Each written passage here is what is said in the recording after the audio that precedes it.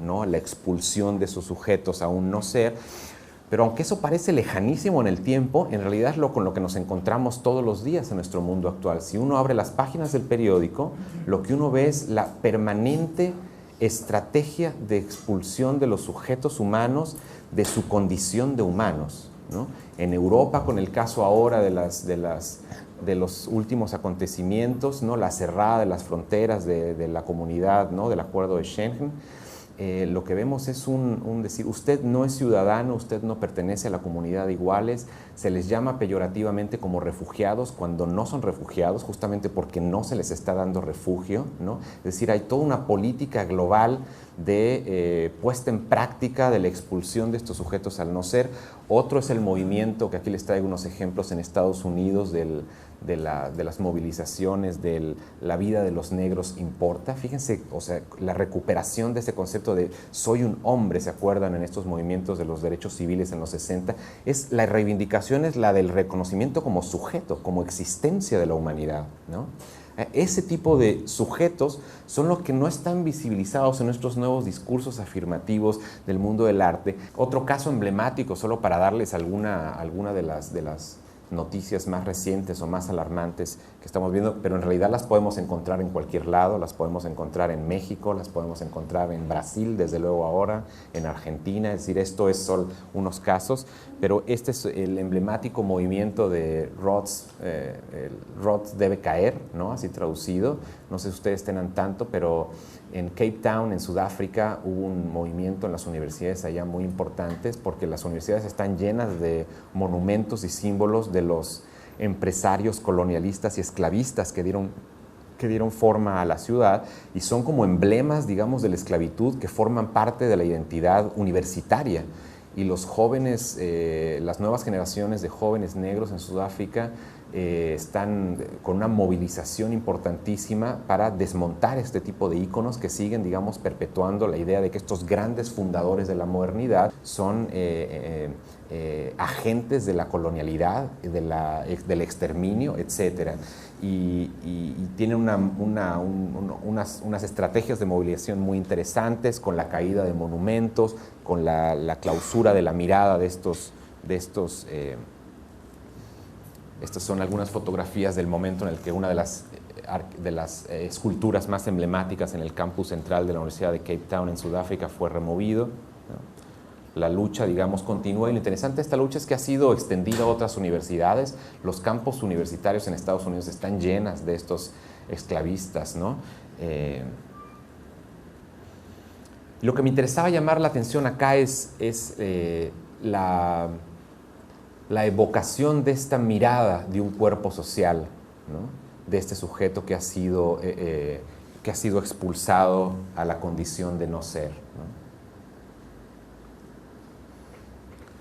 Lo cual me lleva a plantearme estas preguntas. Por un lado, la visualidad fija los patrones de discriminación. Es a través de la visualidad que fijamos el cuerpo del sujeto negro, del sujeto marginal, del sujeto enfermo, del sujeto no reconocido, del transexual, etc. La visualidad fija a través de una serie de patrones, pero también a través de la visualidad podemos irrumpir dentro de esos procesos de fijación. Es decir, por un lado, la visualidad somatiza jerarquías como la de clase, como la de raza, pero a través de la visualidad también podemos irrumpir y reconvertirlas en una crítica interseccional o transeccional que nos ayude a desmontarlo.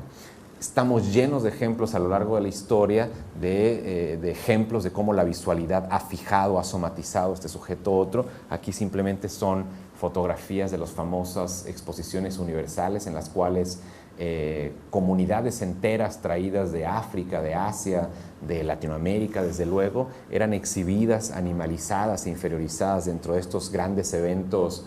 Nuestras bienales actuales son la continuación de las ferias universales que teníamos hasta principios del siglo XX, en las que se mostraba el lado brillante de la modernidad, los avances del progreso, de la luz, de la electricidad, etcétera, y al mismo tiempo se exhibían los cuerpos de estos sujetos racializados, subalternizados, como objetos etnográficos, ¿no? Casi.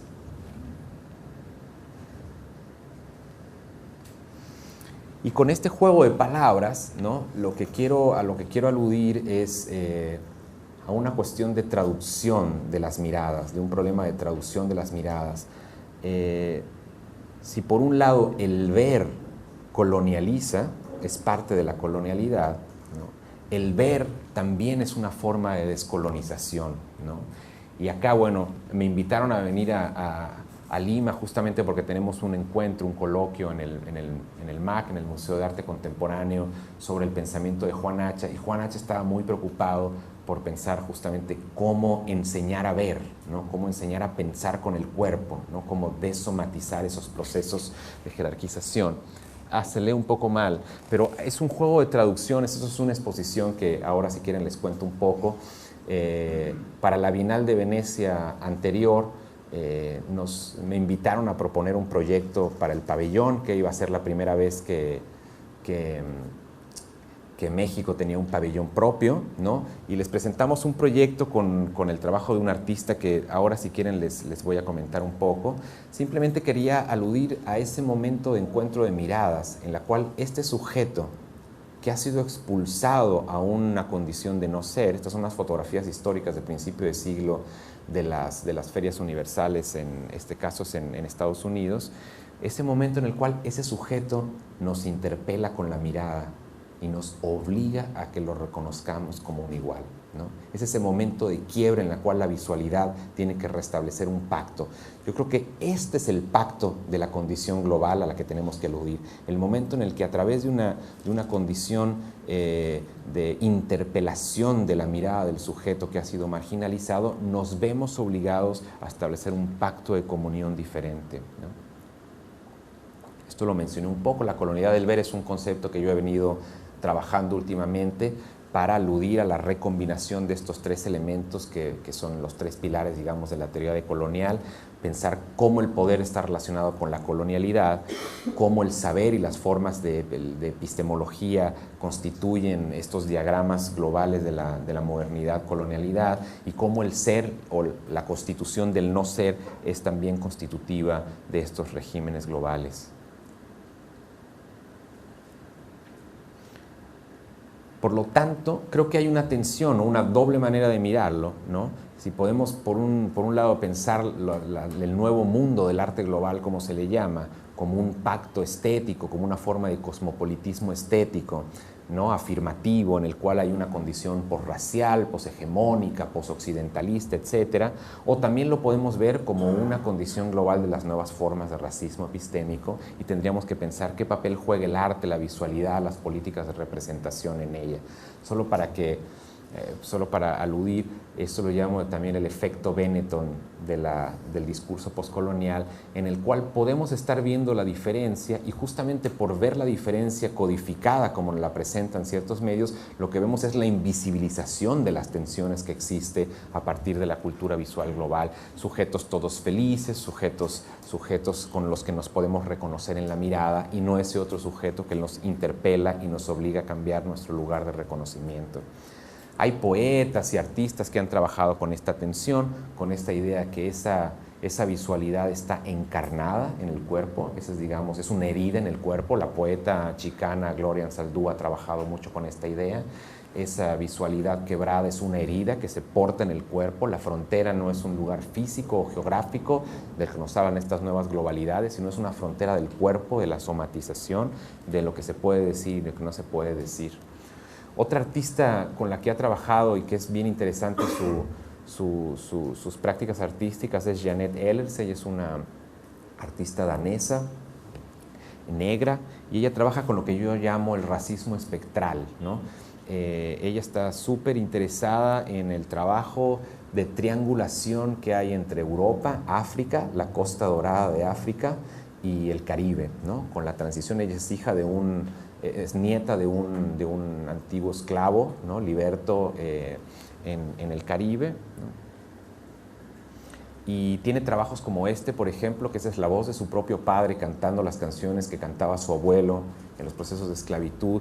Y es un video muy interesante porque ahora no se los puedo poner, pero es una voz que escuchamos y que emerge casi como del exceso de luz, aparece el sujeto. Y esta idea del exceso de luz es interesante porque digamos, la modernidad con su idea lumínica. Acuérdense que ilustración significa eso, luz, ¿no? Iluminación, ¿no? Enlightenment, decía, ¿no? Kant, ¿no? La ilustración es echar luz a las cosas. Cuando uno tiene demasiada luz, lo que pasa es que uno se queda ciego, ¿no? Hay una circularidad ahí entre el lado oscuro de la modernidad y el lado brillante de la modernidad. Cuando hay un exceso de luz, lo que no vemos es el sujeto que emite ese conocimiento, ¿no? Ese mito de la universalidad. Y este video de Janet Ehlers nos presenta a su padre, la voz de su padre, como emergiendo de ese exceso de luz para cantarnos el registro corporal de esa tragedia de la esclavitud entre el Caribe, África y Dinamarca. Dinamarca ha sido uno de los países que nunca ha reconocido su papel en el tráfico de esclavos, pero que fue importantísimo. Le pasó un poco como a Cataluña, ¿no? Que los catalanes, si no participaban directamente, eran los empresarios que construían los barcos que llevaban los esclavos a Islas Canarias, etc., ¿no? El video es presentado así como una instalación, ¿no? Se llama El Imperio Invisible. Janet Ehlers tiene otro trabajo del que me gustaría, si tenemos un poco de tiempo, ver una pieza que se llama Atlantic, que es justamente en el que trabaja esta triangulación del espacio de esclavitud entre la Costa Dorada. Ella hace manipulación de imágenes y lo que crea es esta línea de esclavos que van al mar a desaparecer. Como saben, la mayoría de los esclavos morían en el trayecto, no llegaban al Caribe, y lo que ella hace es con Photoshop elimina el sujeto y deja simplemente las sombras, los espectros de estos esclavos, ¿no?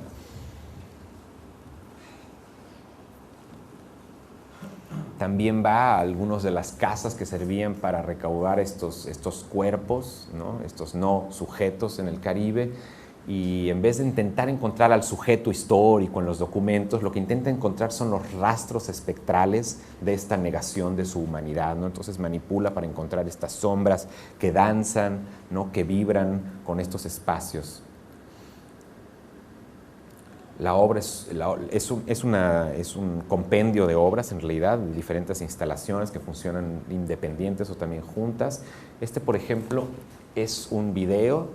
No sé si ese lo tengo para verlo, pero es un video en el cual, a través de un juego de espejos, fue un salón en el que uno de los regidores del pueblo invitó por primera vez al baile aristócrata del pueblo a los primeros negros liberados a que fueran a bailar al salón, ¿no? Entonces lo que hace esta artista es que ella es bailarina y entonces uno la ve en los espejos reflejada como espectro, bailando, aludiendo a este primer momento.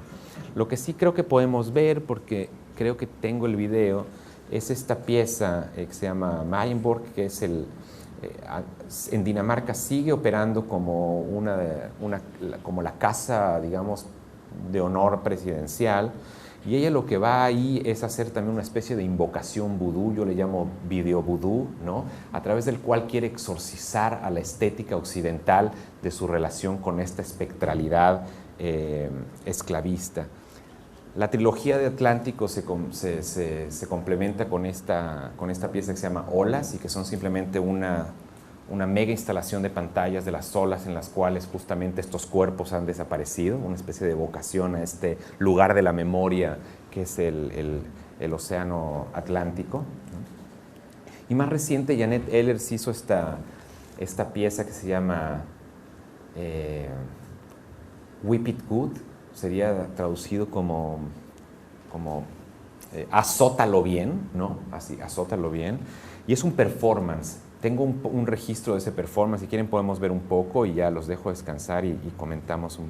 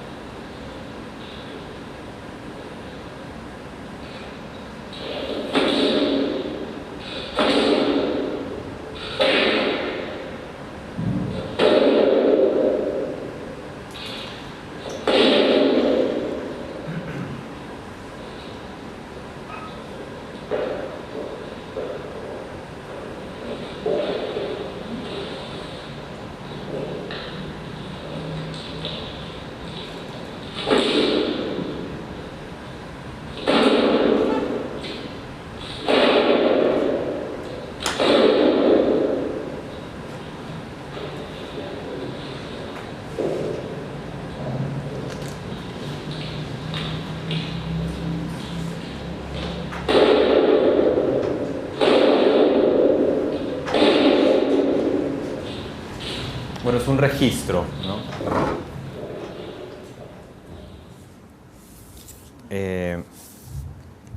Me parecía interesante traer una clase de técnicas de pintura a una escuela de arte.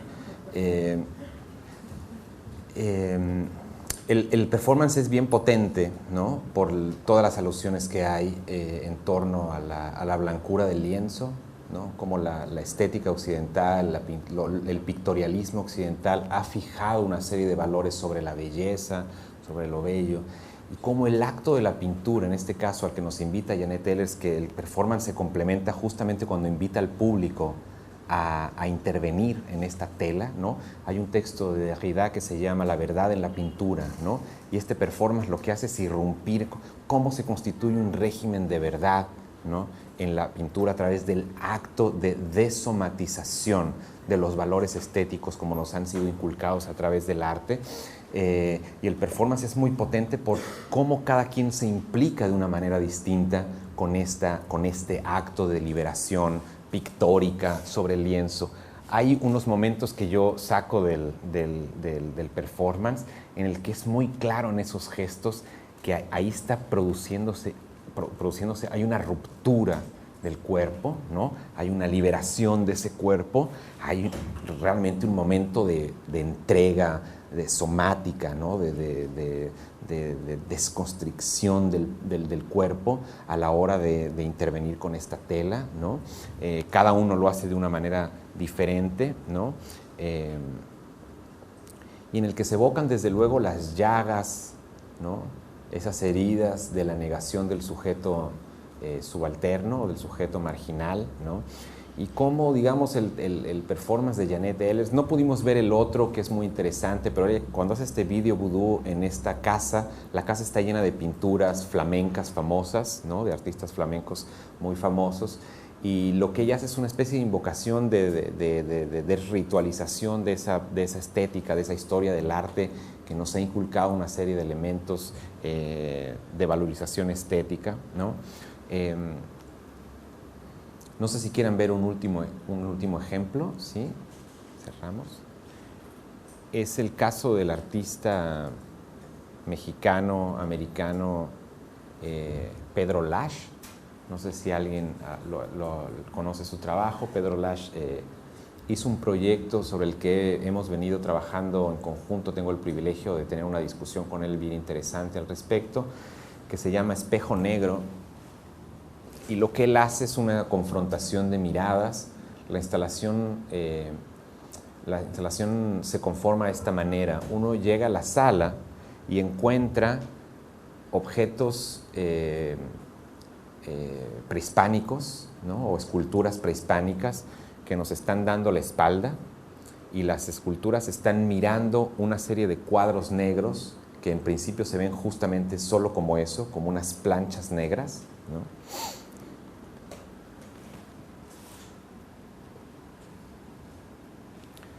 Cuando uno se mantiene durante un tiempo enfrente de estas planchas negras, lo que empieza a ocurrir es que por un efecto lumínico de la mirada, el ojo empieza a adaptarse a la reflexión de la luz del espejo negro, y del espejo negro vemos que empiezan a emerger una serie de pinturas emblemáticas de la historia occidental, ¿no? Que están siendo interpeladas justamente por esos sujetos que uno solo ve de espalda, ¿no?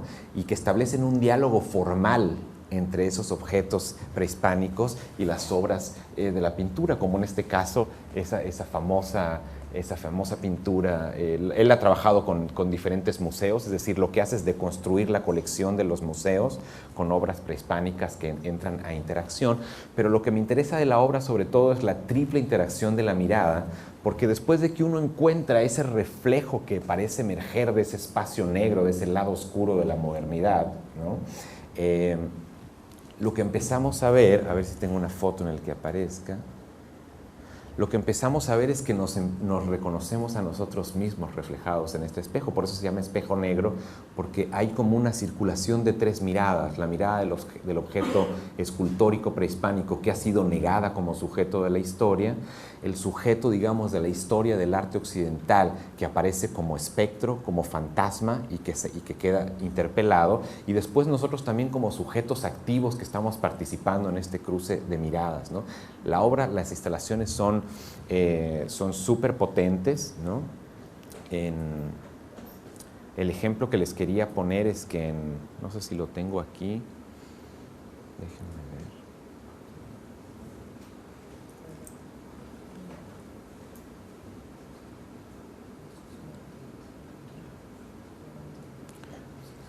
Les decía que hace 2 años me invitaron a proponer un artista para el pabellón de la Bienal de México, en la Bienal de Venecia. Les anticipo que por razones obvias no escogieron el proyecto, pero yo invité a Pedro Lash para que fuera el artista invitado de este pabellón, y queríamos trabajar justamente con esta idea de la visualidad en términos de cómo se coloniza y cómo se descoloniza a través de la mirada. Y Pedro Lash creó una serie de instalaciones que hacemos, si quieren, hacemos un paseo muy breve por ella.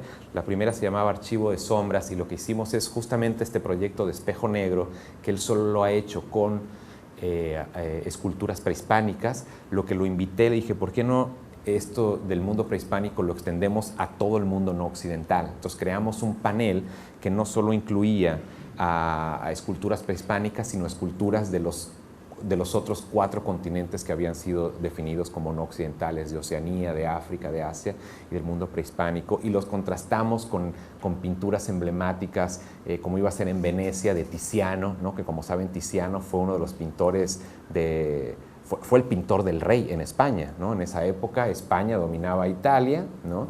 Y fue uno de los pintores encomendados por el rey, por Felipe, para crear este mito, digamos, de lucha contra las religiones irreverentes, de conquista del Nuevo Mundo, etcétera, de esta ecumene convertida en imperio. Y lo que queríamos era contrastar, utilizar, digamos, el proyecto, el formato, digamos, del espejo negro para contrastar. Sería una globalidad, digamos, a través de las visualidades contestatarias.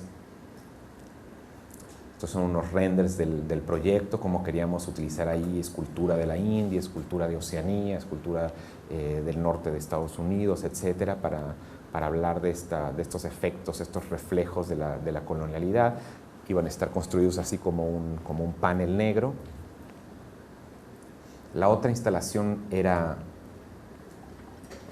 esta que se llamaba Mutis, método de dibujo, y no sé si conozcan el caso de este taxonomista, botánico, pintor, ¿no? Español, que se exilió a Colombia para crear uno de los grandes proyectos de dibujo taxonómico de la naturaleza. Tenían esta fascinación por dibujar con Rugendas, Humboldt, y todos ellos estaban todos en esta. Y lo interesante del caso de Mutis es que creó una escuela de dibujo que tenía una casa, que tenía una sede, fue una especie como de escuela de pintura, en la cual tuvo a muchos indígenas locales adiestrados estéticamente para dibujar las plantas, y creó más de 7,000 dibujos taxonómicos. Aquí les traigo simplemente muestra de ellos, y nos interesaba mucho con Pedro Lasch plantear ese problema del dibujo, de la mirada y de la estética, de cómo la estética ha sido una codificación del mundo, de la otredad, de lo que está fuera, de lo que está más allá, ¿no? De lo maravilloso, etc. Los dibujos son súper interesantes porque aunque se presentan con la pretensión de ser dibujos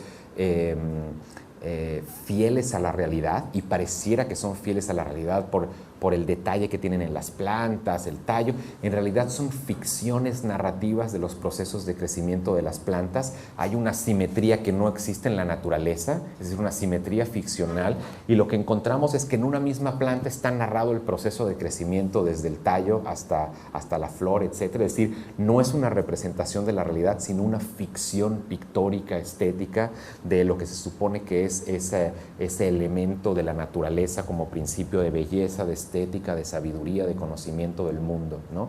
Otra vez la tensión entre lo global, como conocer el mundo, salir a conocer el mundo con la empresa global de Humboldt y todos ellos, y la naturaleza asociada a lo telúrico, a la tierra, al earth o al globo o al planeta, ¿no? Otra vez la tensión entre mundo, planeta y existencia global.